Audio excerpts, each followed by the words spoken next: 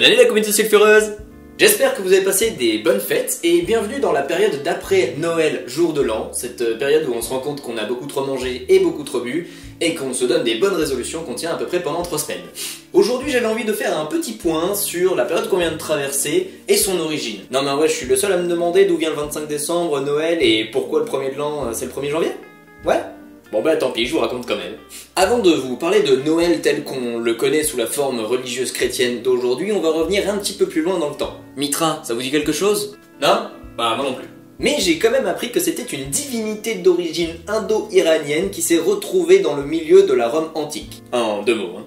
Mais pourquoi je vous parle de ça? Bien parce que le culte de Mitra chez les Romains s'était fêté au solstice d'hiver qui, à cette époque, il était là, il se cachait le fourbe.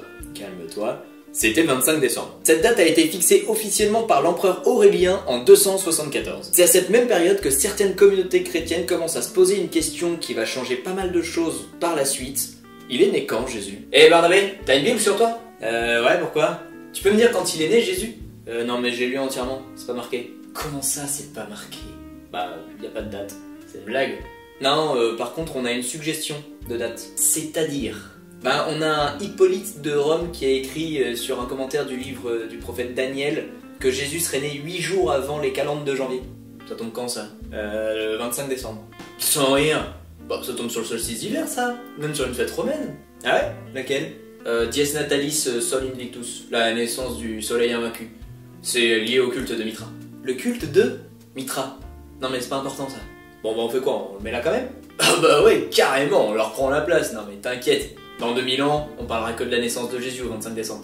Bon bah voilà, pour l'origine du 25 décembre, c'est fait. On passe au premier de l'an? Alors, pour le premier de l'an, je vais vous faire une version courte parce qu'il y a plein de trucs à dire sur la constitution du calendrier actuel. Le premier à avoir utilisé le 1er janvier comme jour de l'an, c'est le trop connu Jules César. Ah, rendons à César ce qui appartient à César, donc. En moins 46 avant Jésus-Christ, Jules César décide de remettre un peu d'ordre dans les calendriers qui n'étaient pas du tout respectés comme il faut. Il place alors le début de l'année qui était le 1er mars, au 1er janvier, en hommage au dieu Janus, dieu des portes et des commencements. Ce dieu était représenté avec 2 faces, une portée vers l'arrière, le passé, et l'autre portée vers l'avant, le futur.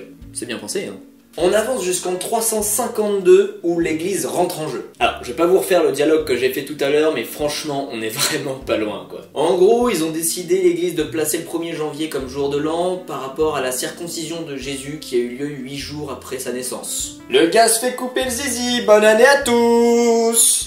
Et tenez-vous bien, ce n'est qu'en 1564 que le 1er janvier arrive officiellement en France. C'est l'édit de Roussillon, signé le 9 août, qui change la date qui a alors été placée vers le 1er avril au 1er janvier officiellement. Et c'est en 1622 sur décision du Saint-Siège. Le Saint-Siège, c'est le gars qui représente le pape en gros, hein, c'est pas un fauteuil béni.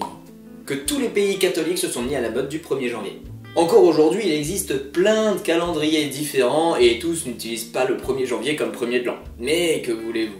La religion l'emporte encore et toujours. Sur ce, bon courage à ceux qui ont repris les cours ou le travail. Bon courage à ceux qui ont pris des résolutions pour s'y tenir. Et bonne année à tous. Ciao.